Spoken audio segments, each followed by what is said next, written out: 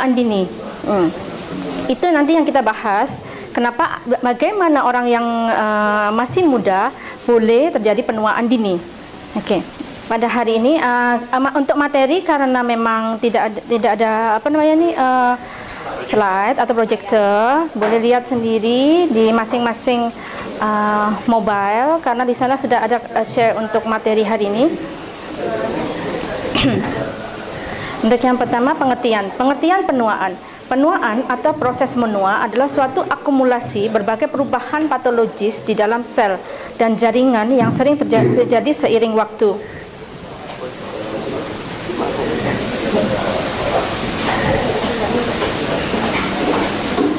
Jika dibandingkan pada usia 70 tahun dibandingkan dengan usia yang 30 tahun, itu terjadi pengurangan pada usia 70 tahun, pengurangan otak yang seharusnya 100% menjadi 92%. Selesai itu ada dia 84% metabolisme basal, dan untuk ginjal sendiri akan menurun menjadi 7%. Sedangkan untuk pernafasan ini yang paling jelek. Dia hanya 43%. Jadi mau hati-hati di sini yang merokok, karena yang makin tua dengan merokok, dia pernafasannya hanya 43%, semakin jelek. Untuk proses penuaan itu terjadi ada berat 3 macam, yaitu antara umur 25 sampai 35. Ada yang fase transisi, yaitu 35 sampai 45, juga fase klinik yang lebih dari 45 tahun. Untuk itu boleh dibaca sendiri. Dan ini adalah beberapa teori untuk proses penuaan. Di sini ada teori radikal bebas. Ini yang paling banyak dibahas untuk masa ini. Ia adalah teori radikal bebas. Ada teori replikasi DNA, ada teori-teori yang lain. Banyak lagi yang boleh dibaca di slide. Yang saya bahas di sini nanti berkaitan dengan radikal bebas. Untuk proses menua itu sendiri, ada beberapa faktor yang mempengaruhi, yaitu ada faktor intrinsik dan faktor ekstrinsik. Faktor intrinsik termasuk genetik, hormon, and ras. Untuk faktor ekstrinsik itu lingkungan dengan adanya sinar matahari, pembentukan radikal bebas, juga faktor lain seperti gizi, lifestyle, stress and habit, penyakit menaun, serta penurunan berat badan yang drastis. Jadi untuk penurunan berat badan yang drastis pun tidak boleh. Itu di gambar yang di pojok atas ada tulisannya beberapa faktor aging. Di sana itu adalah yang mempengaruhi adanya pemendekan telomere, di mana kromosom semakin memendek. Karena semakin tahun semakin memendek, itulah kenapa kita menjadi semakin tua dan semua sel-sel dalam badan kita semakin tua.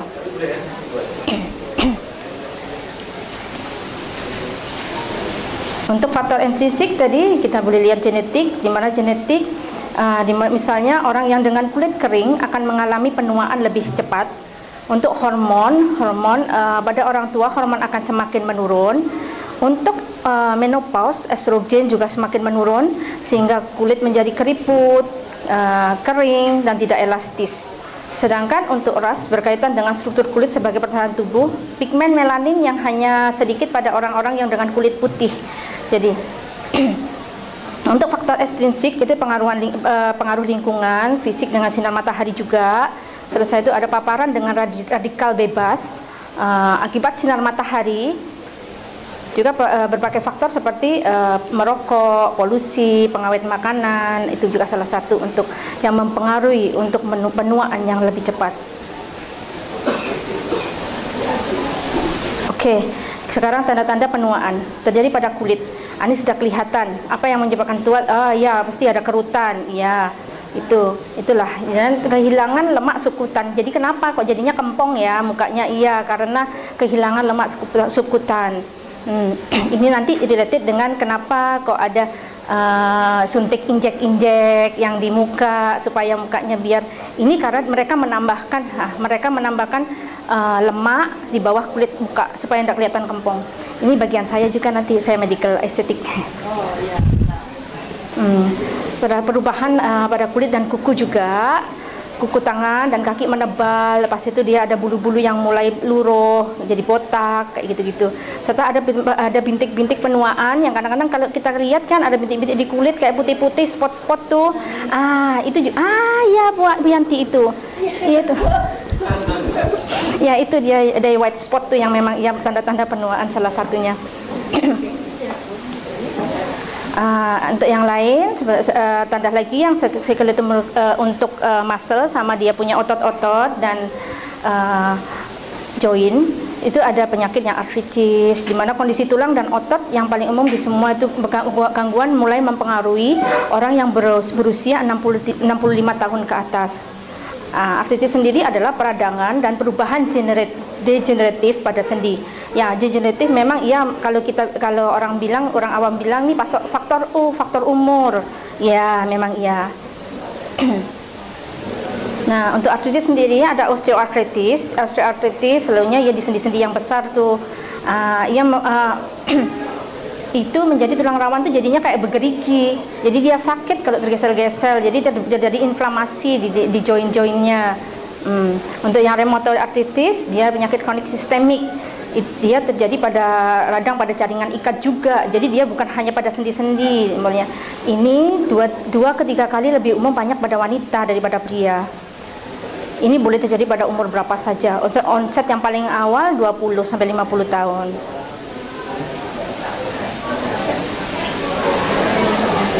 Artritis lagi. Ini osteopenia. Osteopenia atau osteoporosis. Sudah banyak yang pernah kita dengarkan kalau untuk osteoporosis, di mana dia hilangnya kepadatan tulang secara bertahap. Itu yang kami panggil osteoartritis atau osteopenia, di mana awal-awalnya memang nggak ada simptom apa-apa itu. Yang paling sering di tulang belakang, pergelangan tangan sama pinggul, jadi keropos di sana. Yang selesai itu kami panggil sarkopenia. Sarkopenia itu dia otot muscle. Kalau yang tadi tulang nih, yang ini ototnya. Ya ini yang bagus nih, dia boleh dicegah dengan olahraga salah satunya. Yang sarkopenia dengan otot-otot tuh dia boleh pakai olahraga. Tapi nanti saya ada penjelasan lebih lanjut tentang olahraga. Untuk sistem pencernaan. Ini kadang-kadang kan, kenapa ya kok makin tua saya semakin payah ke belakang, kayaknya kok nggak kayak dulu sehari sekali mesti ke belakang berak gitu kan. Ini karena motilitas usus pun sudah turun, jadi kayak susah ke belakang jadinya. Makanya makin naik umur kita harus makin banyak makan serat. Untuk kardiopulmoner, ini memang penyakit jantung. Itu memang lagi dia semakin naik umur, lepas itu dia blood pressure semakin naik, tensinya semakin naik dengan bertambahnya usia. Tapi yang blood pressure yang atas selalunya 75 tahun sudah stabil tuh.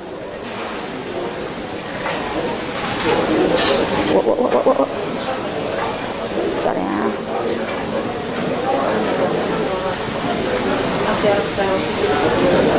Tunggu sebentar.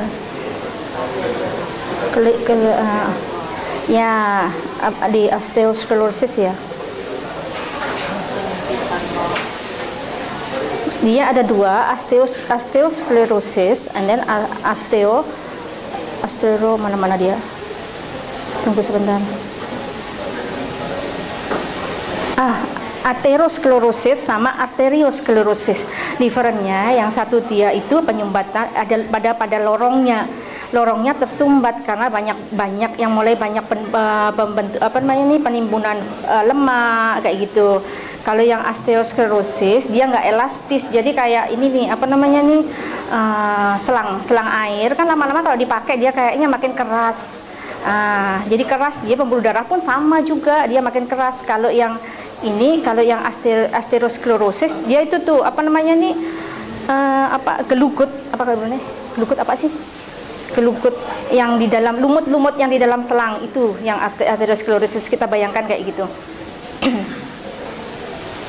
Untuk perubahan sistem pernafasan juga dia jadi kurang elastik, jadi kaku karena osteoporosis juga. Jadi dia tulang-tulang yang di daerah dada itu jadi mengubah bentuk dan ukurannya berubah. Kekuatan ototnya juga lagi kurang. Itu untuk pernapasan. Selain lagi yang untuk kencing, untuk saluran kencing itu pun berubah juga. Kenapa sih kok makin tua semakin sering ke belakang? Iya, karena tempat gantung kemihnya itu makin kecil, nggak dapat menampung yang makin banyak, beser ya. Memang makin beser tuh kalau makin tua. Ya. Nah, ini untuk genital. Kalau untuk yang wanita selalunya kulitnya jadi tipis. Jadi tipis, makanya kadang-kadang ia gampang gatel tuh area bawah kan, banyak-banyaknya. Dokter, kenapa sih saya kok gatel ya di sini?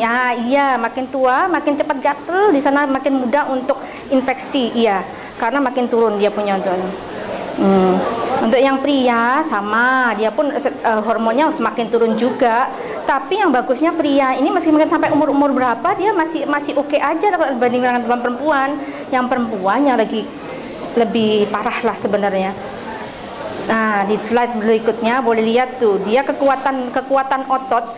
Kalau laki-laki umur 70 tahun dia masih bisa jalan. Kalau perempuan umur 70 tahun, dia sudah duduk-duduk aja, nggak bisa jalan, nggak bisa, mobilitasnya nggak seberapa bagus. Itu terjadi juga dengan adanya bone density atau kepadatan tulang. Kepadatan tulang juga sama. Pada yang laki-laki lebih bagus daripada perempuan. Perempuan mudah keropos. Jadi makanya kalau orang yang tua-tua, perempuan gampang dia patah tulang. Karena memang dia keropos dia punya tulang. Ya, memang dia karena hormon perempuan kan estrogennya makin kurang. Itu nanti kita bahas gimana sih caranya, olahraga apa sih yang boleh untuk meningkatkan kepadatan tulang. Nah, ini penuaan dini nih. Kenapa sih kok dibilang penuaan dini? Ya, penuaan dini itu sebenarnya kayak gini. Kita masih boleh ingat dalam umur yang umur 50 tahun, belum ada demensia tuh, belum lupa. Tapi kenapa sih kok umur 40 tahun kok mudah lupa ya? Itu namanya penuaan dini. Kenapa hal itu terjadi? Ini ada yang salah satunya adalah penyakit kronik. Selalunya penuaan dini dikarenakan oleh penyakit kronik. Kan di sini banyak yang gemuk-gemuk ya. Kalau orang Indonesia nggak gemuk sih, tapi yang di sana itu gemuk. Banyak yang gemuk-gemuk dan memang banyak yang hipertensi, juga yang obesity. Orang dengan diabetes, hipertensi, and obesity lebih cepat tua kalau dibandingkan dengan orang yang tidak ada chronic disease. Itu yang kami panggil dengan penuaan dini. Oke, sebenarnya kita tua boleh, memang semua orang tua. Memang seorang pada akhirnya mesti tua. Tapi kita masih jadi orang yang tua tapi healthy, yang nggak menyusahkan orang lain. Itu caranya ada beberapa cara. Itu bukan satu macam aja. Ia memang harus olahraga, harus diet yang bagus.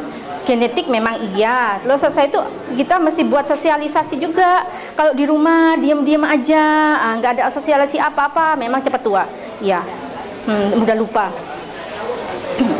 Oke, ini nih yang paling yang membuat orang cepat aging nih. Karena apa? Karena dia adalah stres oksidatif. Stres oksidatif atau yang dikarenakan oleh radikal bebas. Radikal bebas itu dari mana sih? Apa sih radikal bebas? Radikal bebas itu dari yang kita boleh dapat dari lingkungan. Kenapa kita sebut radikal bebas? Karena radikal bebas itu kita kekurangan satu elektron, sehingga karena kekurangan satu elektron dia lebih sensinya itu apa? Dia cari-cari, dia kan nggak ada pasangan nih, jadinya dia cari-cari elektron yang lain, elektron yang di sekitarnya itu untuk dibuat dia berpasangan. Yang tadinya berpasangan ini pelakor nih ceritanya, jadi dia pelakor ngambil laki orang lain kayak gitu ya. Jadi yang ini nggak ada lakinya jadinya. Itu berturutan kayak gitu. Itu namanya radikal bebas sebenarnya. Kalau kita bayangkan kayak gitu, dan itu mengganggu di dalam badan. Dia menyebabkan DNA jadi mutasi, yang jadinya nanti kanker itu. Yang di slide berikutnya itu ada yang tentang stres oksidatif. Di mana yang di sana kita boleh gimana caranya supaya kita tidak jadi stres oksidatif? Yaitu salah satunya dengan antioksidan. Yang ada tadi Pak Pres bilang kan, ada antioksidan tuh di belakang yang hitam tuh. Itu boleh memang, yes. Black garlic memang salah satu antioksidan di mana dia ada fenol di dalamnya. Memang ya tiga kali lebih besar antioksidan daripada garlic yang putih biasa itu. Ya, memang iya. Madu juga, ya Pak Pres, madu juga antioksidan. Nanti, ya, jadi nanti saya RM1. Kalau ada yang satu beli RM1 untuk saya. Enggak Pak. Jadi untuk enggak, jadi dia memang antioksidan untuk supaya menangkal dari radikal bebas. Ya, benar. Memang. Untuk radikal bebas, di mana sih radikal bebas ini terbentuknya? Radikal bebas itu terbentuk ada dua macam. Dari dalam tubuh kita sendiri memang ada radikal bebas. Dari metabolisme dari sel-sel kita memang menimbulkan radikal bebas. Yes. Jangan dikatakan radikal bebas itu jelek, enggak. Radikal bebas ada di waktunya kita bagus. Tapi kalau radikal bebas yang lebih besar daripada dari antioksidan, itu yang menjadi masalah. Jadi mesti harus seimbang antara radikal bebas dengan antioksidan yang ada di dalam badan. Salah satunya lagi yang dari luar itu selalunya sinar matahari atau ultraviolet. Makanya jangan lupa kalau keluar selalu pakai sunscreen. Itu penting. Itu yang sunscreen ya. Jangan lupa 5%. Enggak. Nah, memang pakai sunscreen ya. Supaya menanggulangi supaya apa? Ya nggak mutasi kulit dari mukanya itu. Yang lain-lain nggak penting kalau saya. Saya memang muka nggak penting untuk langsung dikasih ini itu nggak. Yang penting kemana-mana pakai sunscreen karena dia yang membuat kanker kulit tuh itu tuh salah satunya. Pencemaran udara juga salah satu radikal bebas. Pencemaran udara juga asap rokok. Yang ngerokok juga kena, yang nggak ngerokok di sebelahnya juga kena. Jadi kayak gitu, sama-sama kena kalau rokok itu. Jadi sama-sama kena. Ya, itu nanti saya ada. Itu yang selanjutnya, itu rokok itu apa aja sih bahayanya? Jangan dibilang rokok itu kanker paru. Enggak cuma kanker paru, dia banyak rokok itu sebenarnya. Dia boleh kanker darah. Ya, dia ada pembuluh darah, pneumonia, sklerosis. Kadang-kadang ada yang sampai amputasi kaki gara-gara rokok. Dia naikkan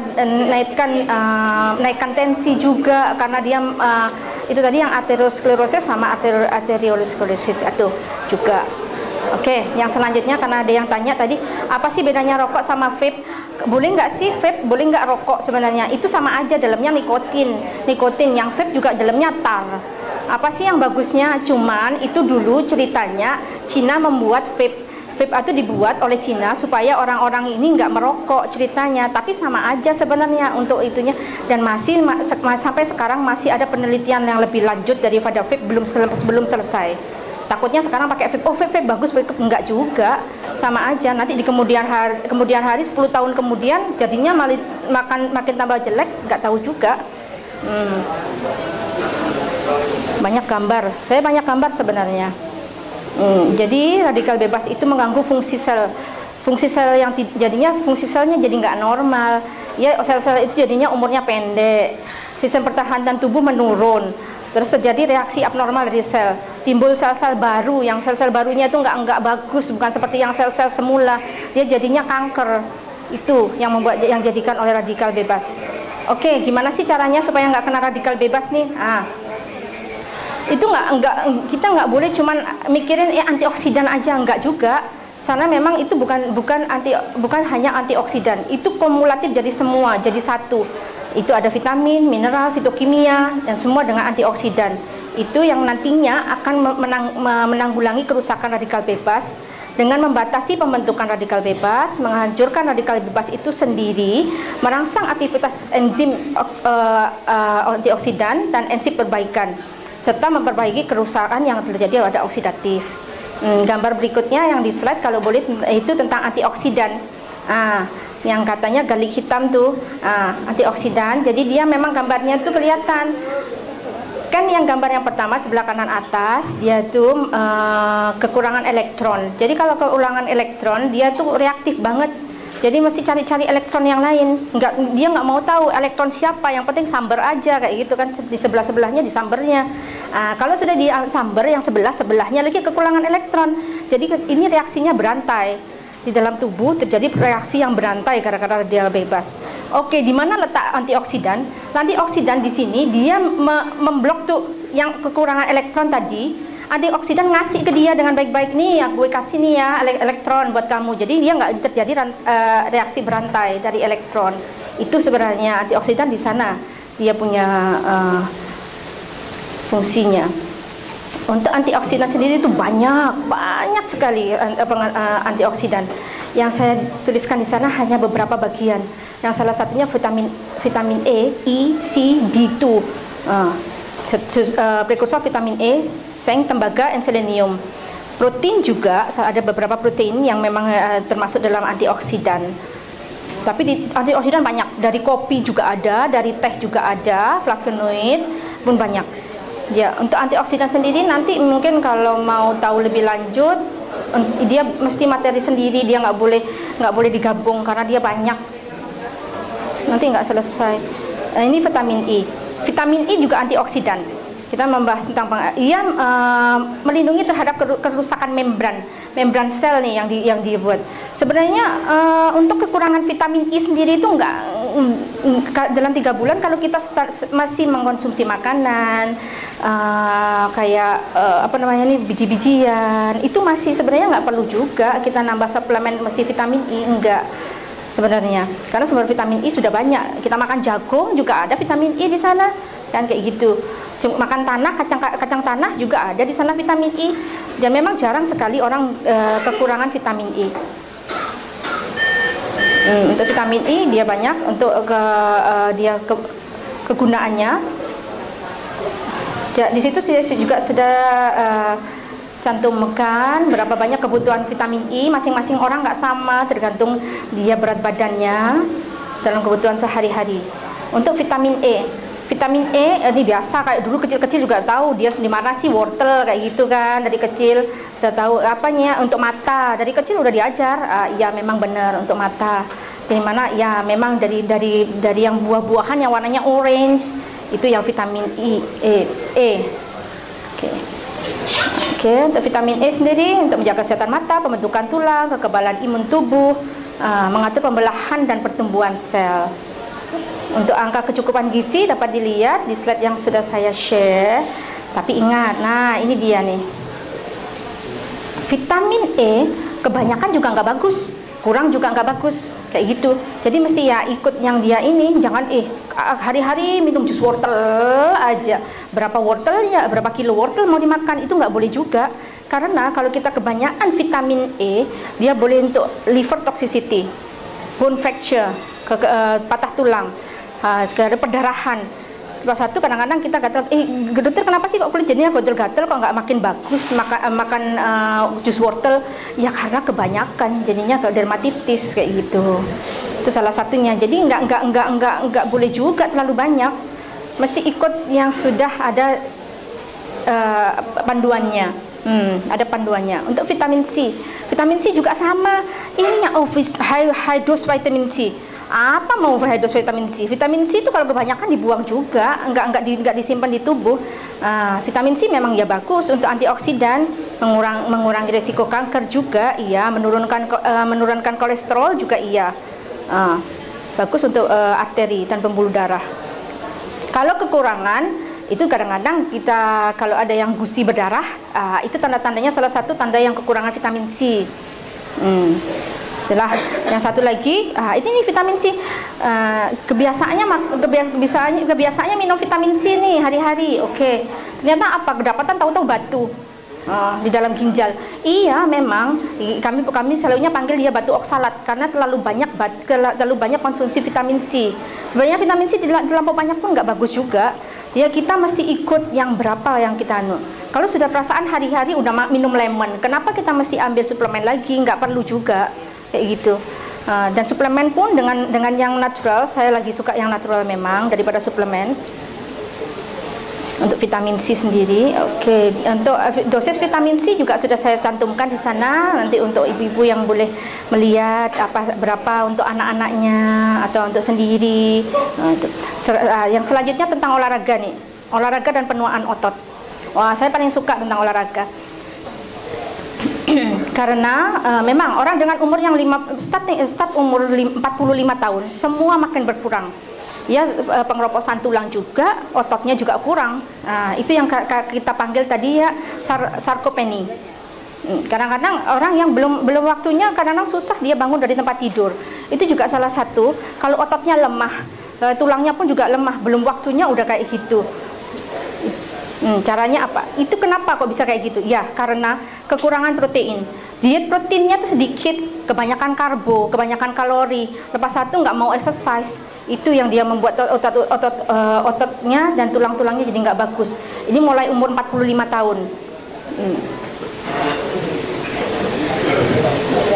Untuk dosis protein sebenarnya saya sudah ada, tapi dia dalam pembahasan yang sendiri karena dia agak susah untuk menghitung protein, menghitung kalori, itu ada sendiri cara penghitungannya, tapi saya nggak cantumkan di sini karena memang dia agak susah.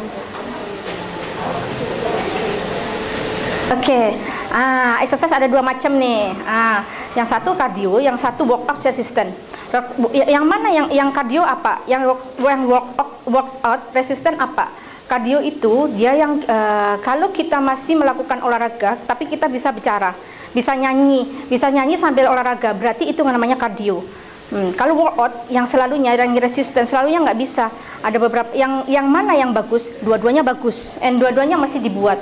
Karena beda, tujuannya beda. Yang satu tujuannya ke jantung sama ya paru-paru, yang satu lagi tujuannya yang resisten workout atau tujuannya ke tulang sama otot. Itu beda. Slide selanjutnya, cakep nih. Yang slide selanjutnya nih, kalau boleh lihat. Itu yang dimana dia kardio. Kardio apa aja? Sepeda, lari, elliptical, rowing, berjalan, renang, tinju. Itu termasuk kardio. Nah, sebelahnya lagi ini tentang gorengan nih. Nah, gorengan nih ada tahu goreng, tempe goreng, tuh kan? Kita kan enak ya memang gorengan ya. Saya suka-suka. Masalahnya satu tahu goreng aja 35 kalori. Kalorisol 192 kalori. Ngebakarnya gimana? Berapa jam kita mau bakar dia kalorinya itu? Sedangkan lari 600 kalori per jam. Kita harus lari 1 jam baru terbakar 600 kalori. Besoknya terus sakit lutut. Kan? Itu masalah. Iya di situ. Tuh yang slide selanjutnya juga itu. Kalau kita makan burger nih, makan burger 538 kalori. Mesti apa dibuat? Kalau kita mau brisk walk aja, dia harus 2 jam 30 menit. Coba bayangin, mau brisk walk. Kalau mau lari sejam 20 menit, kapan selesainya? Yang itu baru yang burger, yang tadi yang dimakan, yang lagi itu yang kue tiaw tadi pagi belum lagi. Nanti yang lagi yang tadi minumannya belum lagi. Nggak selesai. Itu berbanding. Itu yang selanjutnya, yang gimana sih yang supaya kalorinya nggak banyak-banyak? Ya itu caranya memang direbus. Ya, kalau digoreng memang makin naik dia kalorinya. Iya, tapi kalau memang mau digoreng, yuk kita starting coba yang digoreng itu jangan pakai minyak sayur tuh. Kita coba pakai yang canola oil, pakai yang sunflower oil. Itu nggak apa-apa goreng sendiri, tapi paling nggak mengurangi yang kalori-kalori ini kan. Yang selanjutnya lagi nih, sudah diet nih, sudah makan sayur, sudah makan protein, udah semua udah ikut ikan apa semua, nggak lagi makan yang junk food, ya makan yang fast food. Kok masih aja nggak turun-turun nih berat badan? Ya iyalah, masa iya dong. Yang satunya ia makan 2 porsi, kan? Yang dia makannya ya seharusnya sedikit, ini 2 kali ganda makannya. Ya nggak turun-turun memang. Itu juga porsi juga menentukan penurunan berat badan. Oke, olahraga yang resisten. Apa sih kegunaannya olahraga yang resisten nih? Olahraga resisten yang mana satu? Itu yang angkat berat, yang angkat berat atau pakai resisten bands atau yang pakai berat badan. Yang pakai berat badan. Ya push up kayak gitu tuh. Push up apa lang? Tuh. Itu durasi olahraganya juga perlu. Kalau kita durasinya olahraganya cuma jalan, ya mesti 30 menit. Itu setiap hari. Kalau 30 menit setiap hari kalau jalan. Itu yang untuk olahraga yang aerobik.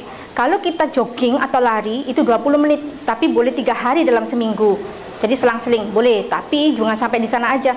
Itu baru yang untuk kardio, untuk jantung. Ini yang lagi yang untuk otot-otot sama yang lututnya udah mulai rapuh nih, pakai apa? Iya pakai resistance training. Ya memang mesti dibuat 2 ke 3 kali seminggu. Ya ada set-setnya. Boleh diikut nanti set-setnya untuk olahraga. Pedomannya pun sama, jangan lupa kalau untuk olahraga mesti buat pemanasan dulu supaya tidak terjadi cedera. Kadang-kadang yang semakin naik umur semakin mudah untuk cedera. Ya, semua boleh melakukan olahraga beban. Enggak, kita nggak perlu sudah kayak gini umurnya baru mau olahraga beban. Enggak juga, semua boleh memulai. Tapi kita mesti tahu gimana caranya. Caranya ada di box yang slide nomor 53. Itu nanti itu saya rasa mesti pembahasan sendiri juga karena dia terlalu banyak. Gimana sih caranya angkat beban? Angkat beban tuh nggak terus-terus kita mau pakai yang 5 kilo, enggak, itu masih 1 kilo dulu dirasain 2-3 kali, oh masih oke, 3 kali, 5 kali, 4 kali boleh, berarti pakai yang 2 kilo, kayak dia naik-naikin, terus satu naiknya nggak boleh ini, kita mesti sabar, jadi naiknya nggak terus-terus yang tinggi, enggak, mesti yang pelan-pelan, bertahap, sabar, dibuat hari-hari, ya tuh baru boleh naik. Oke, itu yang tips-tipsnya juga boleh dilihat, jangan buru-buru, masih sabar, yang seperti saya tadi bilang, dan juga tentang nutrisi jangan lupa. Ya ada yang satu saya sampaikan lagi tentang oksidan yang tadi saya lupa. Karena apa? Kalau antioksidan terlalu banyak pun nggak bagus juga. Sebenarnya antioksidan sudah banyak didapat dari sayur-sayuran kayak brokoli itu bertinggi antioksidan, sama buah-buahan yang kalornya papel. Kayak terong yang papel itu antioksidannya juga bagus, beri juga bagus. Kalau kita sudah makan kayak gitu, sebenarnya kalau suplemen nggak terlalu penting. Kalau kita sudah merasa cukup tuh punya gizi itu. Sedangkan ini yang kesimpulannya, olahraga meningkatkan kadar enzim antioksidan itu, dan untuk oksidan sendiri membatasi aksi radikal bebas, dan olahraga meningkatkan kapasitas antioksidan. Oke, itu saja untuk hari ini. Terima kasih. Ada yang radikal bebas seperti itu. Ada juga yang faktor stres. So, bagaimana stres itu bisa menyebabkan penuaan dini? Minta penjelasannya. Mungkin cukup Pak Doni yang jawab. Tentang stres ya.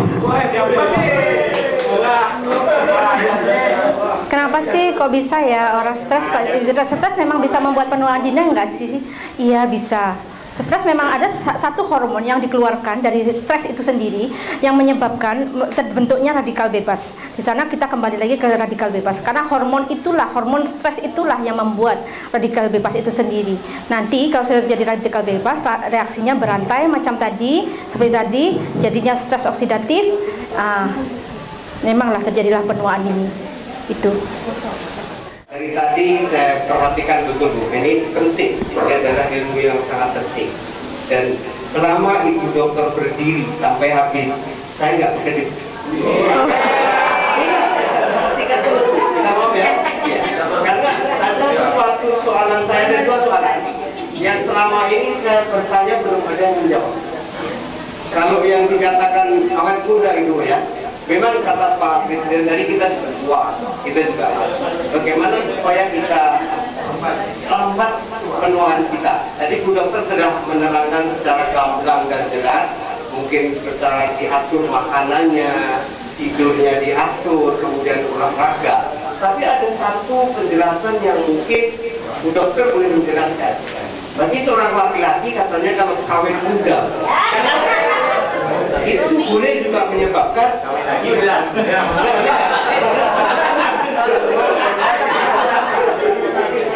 boleh menyebabkan kita ini juga awet muda kalau istri kita lebih muda daripada kita. Dan maaf Bu Dokter ya, saya minta maaf, selama saya di Brunei ada seseorang atau 2 orang saya perhatikan dari 30 tahun yang lalu sampai sekarang, orang itu nggak tua-tua gitu. Iya. Itu soalan satu, yang pertama. Yang kedua, saya cuma dokter disarankan karena faktor umur juga, jangan olahraga yang berat-berat. Cukup berjalan kaki sehari minimal 5.000 langkah atau 7.000 langkah. Itu kaitannya dengan kesehatan ada nggak Bu Dokter? Terima kasih. Assalamualaikum warahmatullahi wabarakatuh. Memang kayak kawin muda itu kawin lagi atau kawin yang dengan muda itu memang bisa ini ya, bisa menjadi awet muda ya. Bukannya makin tua ya. Kan karena kalau perasaan saya lebih cepat tua karena memang banyak komitmen. Jadi kalau semakin banyak komitmen semakin banyak stres. Saya jadi kalau saya pikir kok kawin lagi atau kawin muda itu jadi tambah stres ya Pak ya, bukan jadi tambah muda. Itu relatednya jadi tambah muda di mana? Itu karena oke, tapi mungkin di sisi yang lain bukan karena itu. Iya, karena kan kalau kawin lagi kan suka ya, seneng gitu ya kerjanya ya. Kalau seneng kan happy. Kalau kawin dua happy kan ya. Kalau happy mungkin karena dia ada hormon endorfin yang itu dikeluarkan waktu kita happy, yang itu yang membuat kita menjadi seperti awet muda. Iya memang. Tapi kalau saya rasa kalau kawin dua itu enggak juga sih. Ya. Itu enggak juga ya. Kayaknya saya rasa makin tua ya, makin cepat tua karena komitmennya banyak, anaknya tambah banyak, terus uangnya tambah sedikit karena masih kan jadi tambah stres. Itu yang tadi apa yang kedua apa tadi? Oh, jalan kaki ya, kardio saja. Iya memang 7.000 atau 3.000 itu memang ikut sebenarnya berapa step yang kita lakukan itu sebenarnya dihitung dari kalori atau makanan yang kita makan. Kalau kita makannya sedikit ngapain juga sampai 7.000 langkah? Enggak juga sampai kayak gitu, enggak. Terus yang kedua, kalau kardio memang iya bagus karena memang untuk jantung dan paru-paru, tapi otot enggak. Itu masalahnya. Kita kan mesti bangun otot juga. Kardionya bagus, tapi ototnya enggak. Gimana? Jadi kayaknya kayak di katil ya, limpang-limpang kayak gitu kan jadinya. Enggak juga. Jadi masih dua-dua dikerjakan. Kalau cuma kardio aja, semua masa otot jadinya tambah kecil tuh. Jadi ada kaitannya Bu ya? Ya, memang ada kaitannya. Mungkin saya terkait dengan hal ini adalah bagaimana secara alamiah gitu ya, kita dapat membuat diri kita itu bisa bertahan sampai setua-tuanya, misalnya 80 tahun, 90 tahun, atau 100 tahun, berdasarkan kajian-kajian ilmiah yang telah dilakukan oleh dunia kedokteran atau ilmu pengetahuan yang terkait. Assalamualaikum warahmatullahi wabarakatuh. Terima kasih pertanyaannya Pak Pres. Sebenarnya semua itu awalnya cuma satu, yaitu sebenarnya lifestyle.